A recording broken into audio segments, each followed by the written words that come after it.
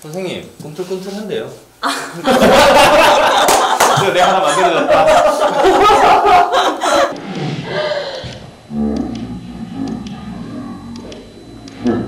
네, 안녕하십니까. 저는 동천초등학교 교사 김현빈입니다.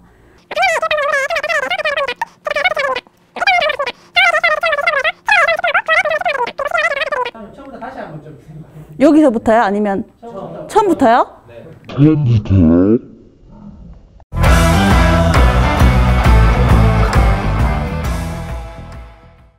안녕하십니까. 동천초 교사 김현빈입니다. 저는 작년에 교육방송 연구대회에 참가했던 사례에 대해서 발표하고자 합니다. 교육방송 연구대회는 EBS에서 주최하는 대회로 다음과 같은 두 가지 부문으로 진행됩니다. 그 중에 제가 참여했던 클립형 영상 학습 자료 부문은 어떤 주제에 대해서 교육용 영상 한 편을 제작하여 제출하게 되어 있습니다. 일정은 다음과 같습니다. 4월에 계획서를 제출한 것을 시작으로 해서 7월에 예선에 출품하고 9월에 본선에 출품하게 됩니다. 그리고 11월에 결과가 발표됩니다. 제가 출품했던 작품의 제목은 글씨병원입니다.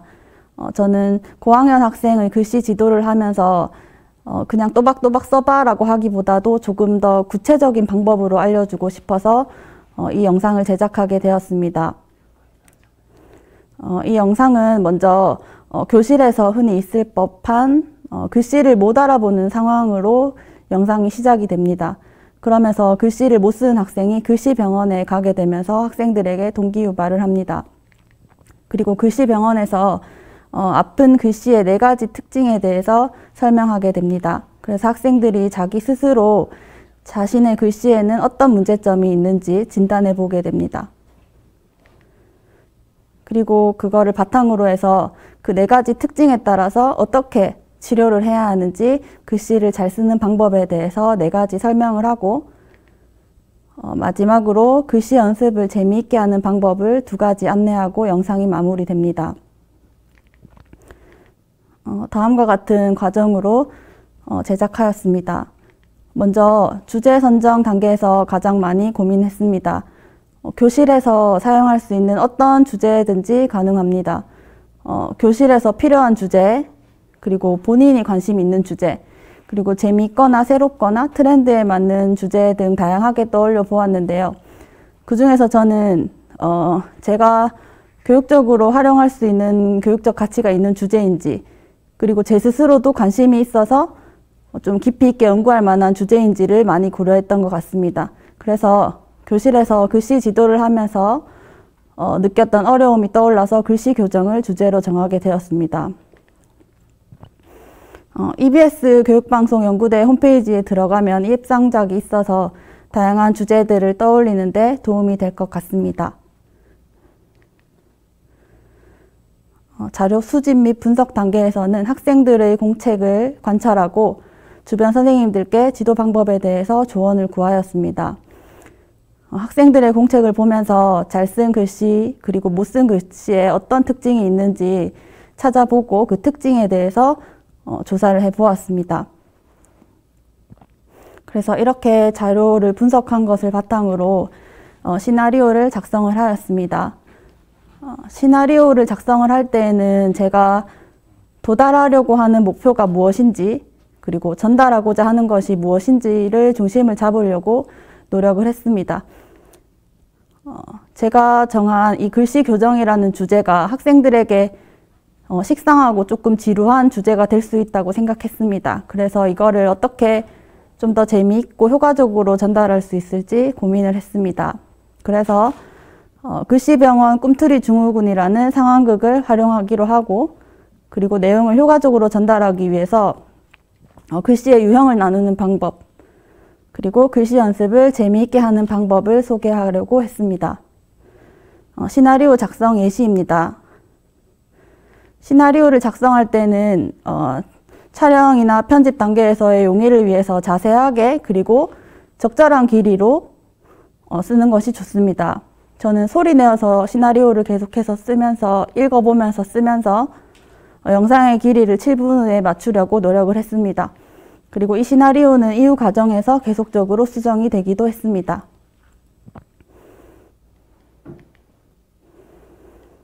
네, 영상 촬영 단계에서는 카메라가 없으면 휴대폰으로 촬영을 할 수 있습니다. 저는 휴대폰과 외장 마이크를 사용하여서 촬영을 하였고, 삼각대와 짐벌이 있으면 조금 더 영상의 질을 높일 수 있습니다. 그리고 촬영하다가 학생이 다양한 의견을 내주었는데요. 그래서 제가 생각하지 못했던 문제점이나 아이디어를 학생이 내주기도 했고, 조금 더 자연스러운 장면이 나오기도 했습니다. 촬영 중에 NG나 제작 과정을 촬영해서 심사용 영상 제작 동영상에 활용하면 좋습니다.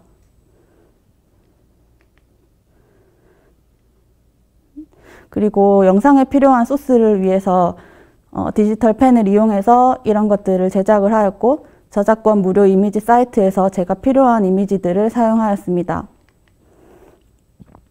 편집 단계에서는 다양한 편집 프로그램들 중에서 자신에게 쉽고 편한 프로그램을 사용하는 것이 좋을 것 같습니다.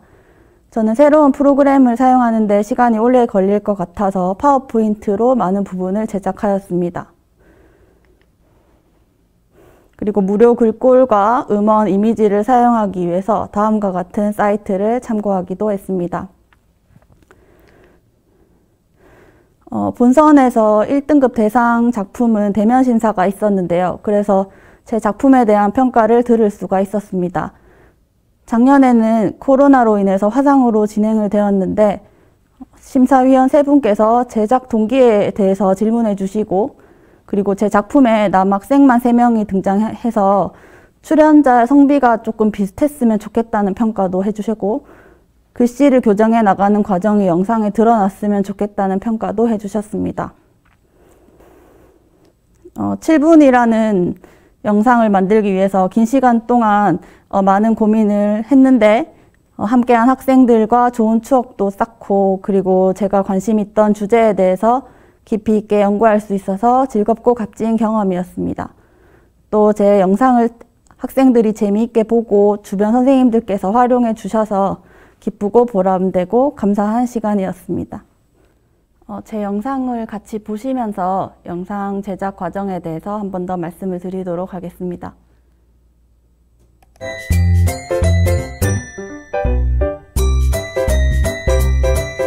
선생님, 큰일 났어요. 왜? 무슨 일이야?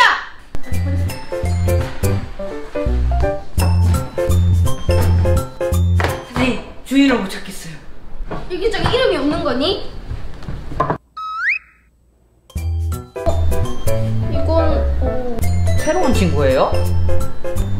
아니, 희연아, 돋보기 좀. 여기요.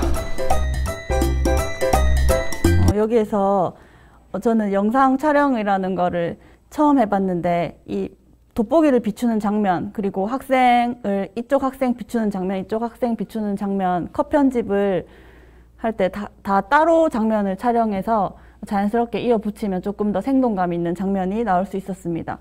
영상을 만들기 전에 보기만 할 때는 몰랐는데, 직접 만들면서 보니까 어떤 장면이 연출되기 위해서 다양한 구도에서 다양한 컷으로 촬영해야 된다는 거를 알게 되었습니다.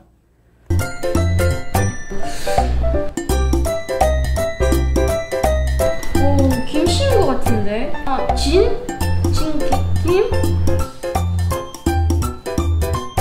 이거는 글자가 바보 같아요.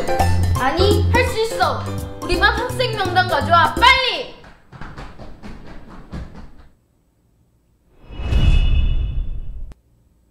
저 괜찮을까요? 꿈틀이 중후군입니다. 네, 정말요? 이 부분에서 제가 학생들한테 보여주었을 때 제일 많이 재미있어하고 웃음이 터졌던 장면이었던 것 같습니다. 제 주제가 학생들에게 지루할 수 있는 주제인데, 꿈틀이 증후군이라는 말에 공감을 하기도 하고 이 단어에 재미를 느끼기도 했습니다. 어떤 못 쓰는 글씨를 가지고 뭐라고 표현해야 될지, 악필이라든지 못난이 글씨, 아픈 글씨, 지렁이 글씨 다양하게 고민을 했는데, 학생들에게 재미있게 다가갈 수 있는 단어 선정을 했기 때문에 학생들의 동기유발에 효과적이었던 것 같습니다. 그 말로만 듣던 어쩐지 저 그날 일기를 10줄이나 썼는데 별점을 3점밖에 못 받았어요. 또 며칠 전에 수학 시간에도 계산을 하다가 제가 쓴 글씨를 못 알아봐가지고. 일찍 발견하고 글씨병원에 빨리 와서 참 다행입니다. 꿈틀이 증후군은 습관이 오래될수록 고치기 어렵거든요. 꿈틀이 글씨로 공부를 하면 잘하고 싶은 마음은 작아지고 대충 하고 싶은 마음이 점점 커지죠. 그래서 공부가 점점 재미없어지고 집중도 잘 안 되지요.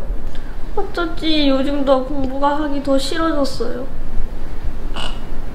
걱정 마세요. 먼저 증상을 진단해 봅시다. 네, 앞부분까지는 카메라로 촬영을 하였고 중간에 못 쓴 글씨의 특징과 치료 방법에 대해서 설명할 때는 PPT를 활용하였습니다. 그럼 꿈틀이의 증상 4가지를 소개합니다. 공책을 펴고 자신의 글씨를 살펴보며 어떤 증상이 있는지 확인해 보세요. 먼저 첫 번째, 들쭉날쭉 증상입니다. 글씨를 쓰면서 줄이 오르락 내리락 하고 글씨 크기가 커졌다가 작아졌다가 하는 경우입니다. 글자를 읽기가 불편하고 어지럽지요.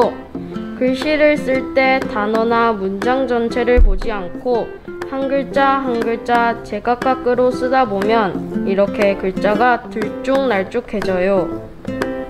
두 번째, 모음 삐뚤 증상입니다. 글자에서 모음은 기둥 역할을 한답니다. 기둥이 곧게 서야 건물이 튼튼한 것처럼 모음이 곧아야 글씨가 반듯해진답니다. 이렇게 모음이 삐뚤어지거나 너무 짧으면 글자 전체 모양이 기울어지게 되고 불안정한 느낌이 듭니다. 세 번째, 갈겨쓰기 증상입니다. 글씨 쓰기를 싫어하는 많은 친구들에게 공통적으로 나타나는 증상으로 빨리 대충 쓰는 것을 말해요. 리을을 예시로 살펴보면 쓰는 순서와 획을 지키지 않고 한 번에 쓰거나 글자의 이음새 부분이 겹쳐지거나 끊어져서 원래 모양을 잃어버린 글씨입니다. 이 증상은 갈수록 대충 쓰게 되기 때문에 꿈틀이를 더욱 악화시키는 나쁜 증상이기도 합니다. 마지막으로 가깝거나 멀거나 증상입니다. 글자와 글자 사이의 간격을 자간이라고 하고 단어와 단어 사이의 간격을 띄어쓰기라고 합니다. 이 두 가지 간격이 너무 가깝거나 멀면 가독성이 떨어집니다. 이렇게 자간이 너무 좁거나 넓을 때, 그리고 띄어쓰기를 하지 않거나 그 간격이 지나치게 넓으면 읽기에 불편함이 생깁니다. 그럼 이번에는 증상에 따라 꿈틀이를 고치는 방법에 대해 알려드릴게요. 먼저 들쭉날쭉 증상을 고치기 위해서는 같은 키로 줄을 세워 글씨를 쓰는 연습을 해야 합니다. 칸 공책이나 줄 공책에 줄을 맞추어 글씨를 쓰도록 합니다. 또 단어의 첫 번째 글자를 기준으로 두고 글자의 크기를 같게 써나가는 연습을 합니다. 들쭉날쭉했던 글씨를 같은 키로 줄을 세우기만 해도 훨씬 보기 좋은 글씨가 되지요. 두 번째, 삐뚤빼뚤한 모음을 고치기 위해서는 모음이 글자의 기둥이라는 것을 기억하세요. 먼저 글자를 이루는 여러 방향의 선을 긋는 연습을 한 후 글씨에 적용하여 모음을 반듯하게 그어보세요. 세로 모음을 수직으로, 가로 모음을 수평으로 선을 곱게 그어주세요. 이렇게 모음 기둥이 튼튼하면 글자 전체의 모양이 반듯해지고 안정감이 생긴답니다. 다음으로 갈겨쓰기 증상을 가진 친구들은 또박또박 쓰는 습관을 들여야 합니다. 글자를 처음 배울 때 익히는 이 순서는 글자를 가장 편하고 아름답게 쓸 수 있는 방법입니다. 그래서 필순을 지켜 한 획씩 차근차근 쓰면 반듯한 글씨를 쓸 수 있습니다. 그리고 빨리 대충 쓰려고 하지 않고 글자의 원래 모양대로 분명하고 또렷하게 써주세요. 마지막으로 글자 사이에 적당한 간격을 지키는 방법입니다. 먼저 쓸 문장을 정하고 글자 수에 맞게 밑줄을 긋고 띄어쓰기 부호를 표시합니다. 그리고 간격에 맞추어 글자를 씁니다. 아랫줄에는 표시 없이 한 번 더 연습합니다. 익숙해지면 머릿속으로 가상의 표시를 하며 천천히 문장을 쓰도록 합니다. 네, 그리고 파워포인트 버전 중에서 뭐 여러 가지 버전이 있겠지만 교육청에서 제공해주는 오피스 365 버전이 새로운 기능이 많아서 그거를 활용을 했습니다. 그 중에서 영상에서 유용하게 사용했던 기능 중에서 모핑 기능이라는 것이 있습니다. 다음 장면에서 어떤 효과인지 한번 보도록 하겠습니다. 이 네 가지 방법, 줄, 기, 노, 간을 기억하세요. 제일 중요한 건 꾸준함입니다. 생활 속에서 글씨 연습을 재미있게 하는 방법을 알려드릴게요.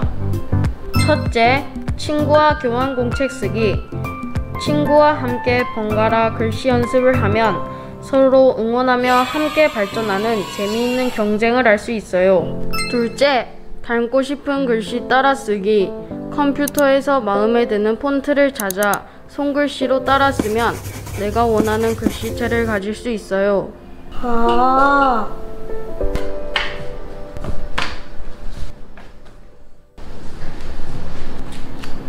아싸! 오늘 일기 별점 만점. 내 글씨가 이렇게 변하다니. 아이 뿌듯해. 네, 그리고 마지막 장면에서도 마무리를 어떻게 해야 되는지 고민을 많이 했었는데 야나두 패러디를 해가지고 아이들이 마지막에도 흥미를 가질 수 있었습니다.